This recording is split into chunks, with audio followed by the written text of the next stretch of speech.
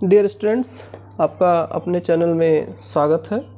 ठीक, चैनल आप लोग शेयर करते रहिए, ठीक, और सब्सक्राइबर की संख्या भी बढ़ाते रहिए। ठीक है, चैनल का नाम है यूपी 44 सुबोध सर।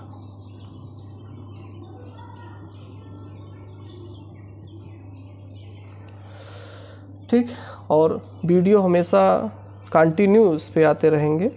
ठीक है,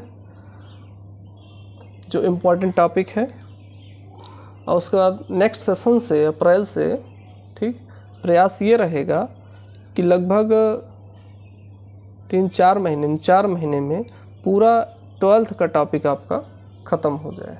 ठीक है, तो नेक्स्ट देखिए इसको, ये आपका है ऊष्मा चालकता गुणांक के। इसमें अभी हम ऊष्मा चालकता गुणांक क्या है इसको हम लोग डिफाइन करेंगे और उसके बाद पूरा हम लोग इसको देखेंगे। ठीक है, ये फ्लो ऑफ हीट है, हीट फ्लो ऑफ हीट है। ठीक है, जो कि अस्थायी अवस्था या स्टडी स्टेट पर क्या होता है कि जो हीट यहाँ पर सोर्स से जो प्रोवाइड किया जाता है, ठीक है, उसका कोई लॉस नहीं होता है। ठीक, वही उतना हीट हमको यहाँ पे जाके आउटपुट में मिलता है। लेकिन इससे ये बिल्कुल मतलब नहीं है कि टेम्परेचर भी जो इसका है वही टेम्परेचर इसका भी होगा, फिर हीट फ्लो ही नहीं होगा। ठीक है, हीट फ्लो होने के लिए टेम्परेचर डिफरेंस ज़रूरी है।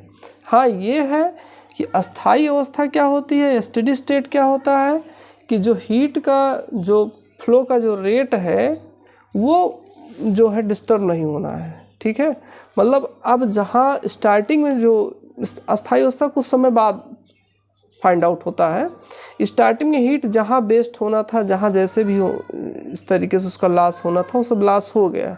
ठीक है, अब उसको चारों तरफ से अगर हम अच्छे से व्यवस्थित करके रखेंगे, इंसुलेटिंग सिस्टम बना के रखेंगे, तो जो हीट आपको आउटपुट सोर्स से मिल रहा है वही आपका बाहर निकलेगा भी उतना ही हीट। ठीक, अगर ये सब सही बिल्कुल व्यवस्थित हो जाता है, या लेंथ है ये इस जो ये जो हेड है इसका टेम्परेचर θ1 है, इसका टेम्परेचर θ2 है। ठीक, तो ये कह रहे हैं कि जो हीट फ्लो का जो अमाउंट है, ठीक, वो डायरेक्टली प्रोपोर्शनल टू एरिया होगा, क्रॉस सेक्शन एरिया। ये चीज़ क्रॉस सेक्शन एरिया है। अगर ज़्यादा एरिया है तो भाई सही बात, ज़्यादा एरिया ज़्यादा हीट फ्लो होगा। ठीक, फिर क्यों डायरेक्टली प्रोपोर्शनल टू θ1 माइनस θ2। ये देखिए टेम्परेचर डिफरेंस, अगर डिफरेंस ज़्यादा है तो हीट फ्लो का रेशियो भी ज़्यादा होगा, और डिफरेंस कम है तो हीट फ्लो भी क्या होगा, कम होगा। और दोनों का डिफरेंस अगर 0 हो जाता तो हीट फ्लो ही नहीं होगा। ठीक है, जैसे चार्ज का वहाँ पे पोटेंशियल का डिफरेंस होने पर चार्ज फ्लो होता था, वैसे यहाँ पे हीट का टेम्परेचर का डिफरेंस होने पर हीट फ्लो होगा। ठीक, और ये क्यों डायरेक्टली प्रोपोर्शनल टू टाइम है, जितने ज़्यादा टाइम लगेगा उतने ज़्यादा आपको हीट मिलेगा। ठीक, और क्यों डायरेक्टली प्रोपोर्शनल टू क्या है, 1/L। ठीक, इसका मतलब ये हुआ कि अगर पाइप ज़्यादा बड़ी है तो हीट जो आपको मिल रहा है वो वहाँ पहुँचते पहुँचते थोड़ा कम हो जाएगा। जैसे आप इसको ऐसे ध्यान यहाँ दीजिए, जैसे यहाँ मान लीजिए 4 लाइन्स है, तो थोड़ा बहुत लॉस होगा ही।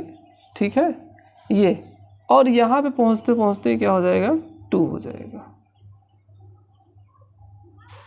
बस फ्लो का जो स्पीड है, जो रेट है, वो बना रहेगा स्थायी अवस्था में, लेकिन थोड़ा बहुत तो हीट का लॉस होगा ही, जिससे हमारा टेम्परेचर भी अलग अलग बना रहेगा, θ1 और θ2। ठीक, तो ये क्यों डायरेक्टली प्रोपोर्शनल टू क्या हो जाएगा, L हो जाएगा। अब आप क्या कीजिए, इन सबको एक साथ कर लीजिए। क्यों डायरेक्टली प्रोपोर्शनल टू आपका हो जाएगा A θ1 माइनस θ2, फिर T हो गया, फिर ये L हो गया। अभी प्रोपोर्शनलिटी जब हटेगी तो Q इक्वल टू हो जाएगा KA θ1 माइनस θ2 T/L। ठीक, तो ये आपका हो गया फार्मूला, Q इक्वल टू के ए θ1 माइनस θ2 T/L।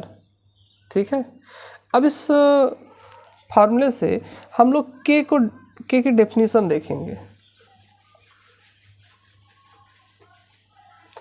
जरा के है क्या, के अगर आपका Q इक्वल टू क्या हो जाए, के हो जाए, और कब होगा, जब A क्या हो 1 हो, ये भी 1 हो, और T भी क्या हो 1 हो, और L भी क्या हो 1 हो।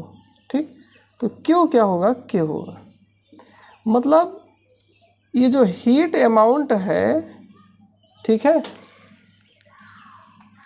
या K वह हीट है, K वह हीट है, ठीक है, कि जब क्रॉस सेक्शन एरिया यूनिट हो, टेम्परेचर डिफरेंस भी क्या हो, यूनिट हो, और पर सेकेंड पर यूनिट लेंथ में जो हीट फ्लो होगा, ध्यान दीजिएगा, पर सेकेंड पर यूनिट लेंथ में, और टेम्परेचर डिफरेंस भी क्या हो दोनों हेड का, वो भी 1 हो। ठीक है, और क्रॉस सेक्शन एरिया भी क्या हो 1 हो। तो जितना हीट फ्लो होगा, ठीक है, उस हीट की जो वैल्यू होगी वही उस जो आपका कंडक्टर होगा, या जो भी उस समय जिसमें हीट फ्लो हो रहा है, उसके के को डिफाइन करेगा। ठीक, और के जितना ही ज़्यादा होगा, मैक्सिमम होगा, उतना ही अच्छा वो कंडक्टर आपका समझा जाएगा। ठीक है, मतलब आइडियल अगर कंडक्टर है, आदर्श अगर वो सुचालक है, तो के आपका बहुत मैक्सिमम मतलब इन्फिनिटी हो सकता है। ठीक, गुड कंडक्टर के लिए, और बैड कंडक्टर के लिए के क्या हो सकता है, 0 हो सकता है। तो ये आप ध्यान रखें, मतलब बहुत अच्छे चालक के लिए कंडक्टर, गुड कंडक्टर के लिए के क्या हो जाएगा, इन्फिनिटी, और इसके लिए क्या हो जाएगा, 0 हो जाएगा। ठीक, अब इसके बाद यहाँ पर अगर हम लोग देखें, के की यूनिट भी आप लिख सकते हो। ठीक, के की यूनिट कैसे आप लिखोगे, ज़रा ध्यान दीजिए। के इक्वल टू आपका क्या हो जाएगा, क्यू एल और अपान ए θ1 माइनस θ2 T। तो आप Q जो है आपका किलो कैलोरी लिख सकते हो। ठीक है, आप किलो कैलोरी कर दो।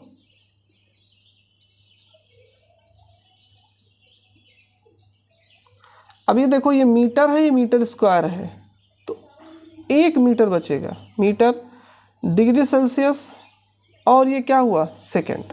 ठीक, तो ये आपका क्या हो जाएगा, इसका यूनिट हो जाएगा। अगर आपको के का डायमेंशन लिखना हो, ठीक, तो कोई दिक्कत नहीं है, आप टी का डायमेंशन जानते हो, कैपिटल टी हो जाता है, इसका थीटा ही लिखा जाता है, एरिया का एल स्क्वायर हो जाएगा, इसका एल रहेगा, ये कैंसिल हो जाएगा। और ये चीज़ इम्पॉर्टेंट है, क्यों, हीट जो है एक प्रकार की आपकी एनर्जी है, और एनर्जी का जो डायमेंशन होता है ml स्क्वायर T⁻²। बिल्कुल इसको याद रखिए हमेशा, कोई भी एनर्जी है, काइनेटिक एनर्जी, पोटेंशियल एनर्जी, ठीक है, उनका जो होता है, जो एनर्जी का जो डायमेंशन होता है ml स्क्वायर T⁻² हो गया। ठीक, तो ये आप बिल्कुल अच्छे से इसको कर लोगे। ओके, अगर बहुत अच्छा कंडक्टर है आपका, ठीक है, तो के भी वैल्यू ज़्यादा होगी, और बहुत अच्छा है, आइडियल है, तो के इन्फिनिटी हो जाएगा, ज़्यादा होती है, बहुत ज़्यादा हो गया। ठीक, और अगर ख़राब है तो के की वैल्यू क्या हो जाएगी, 0 हो जाएगी। ठीक, अब एक महत्वपूर्ण फार्मूला और है, जिसको ऊष्मीय प्रतिरोध कहते हैं। मतलब जो हीट फ्लो हो रहा है, उसके थर्मल रेजिस्टेंस, उसके जो वे में, उसके रास्ते पर जो हीट फ्लो में जो रुकावट पैदा हो रही है, उसकी वैल्यू क्या होती है, या उसको कैसे डिफाइन करेंगे। ठीक है, तो ज़रा देखिए, ध्यान दीजिए, हम लोग जानते हैं I इक्वल टू क्या होता है, Q/T। ठीक, ऐसे यहाँ पर क्या हो जाएगा, I की जहाँ H, और ये Q की जहाँ Q, फ्लो ऑफ हीट, ये टी, यहाँ के लिए ये कॉन्सेप्ट हो जाएगा। और ये क्या, rate of flow of heat है, अमाउंट ऑफ हीट पर सेकेंड। ठीक, अब हम ये जरा यहाँ से क्यू बाई टी जरा सेट कीजिए, तो एच इक्वल टू क्या हो जाएगा आपका, क्यू बाई टी अगर आपका लोगे तो K A theta 1 minus theta 2 by L हो जाएगा। ठीक, चलिए ये आपका एच हो गया। अब एच चूंकि आई जैसा है, तो हम लोग जानते हैं वी इक्वल टू क्या होता है, आई आर, और वी अपान आई क्या हो जाएगा, आर हो जाएगा। ठीक, तो अब बिल्कुल इसको हम लोग इस फॉर्म में चेंज कर लेंगे, आर के फॉर्म में चेंज कर लेंगे। मतलब आर इक्वल टू क्या होता है, वी अपान आई। तो ये देखिएगा, ध्यान दीजिएगा, ये आपका वी है, इसके नीचे ये आ जाए तो आपका क्या हो जाएगा, ये एल बाई के ए, एल यहाँ के नीचे आ जाएगा, और ये क्या हो जाएगा, थीटा 1 माइनस थीटा 2 अपान एच हो जाएगा। ठीक, तो एल अपान के ए इक्वल टू क्या हो जाएगा, आर हो जाएगा। ये आपका जैसे ये देखिए यहाँ पर था ना बी बाई आई आर, वैसे ये आर हो जाएगा, R equal to L by K. ये आपका क्या उष्मीय प्रतिरोध है, थर्मल रेजिस्टेंस है, R equal to L upon के।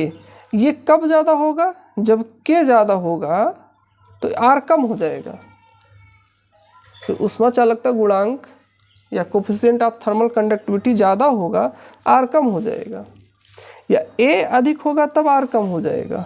ठीक, तो ये भी आपका, इसको भी ध्यान रखिएगा। ठीक है, थैंक्स फॉर वाचिंग वीडियो अच्छी लगे तो इसको शेयर भी कीजिए, और कई बार देख के प्रैक्टिस करके कॉन्सेप्ट को अच्छे से क्लियर कर लीजिए।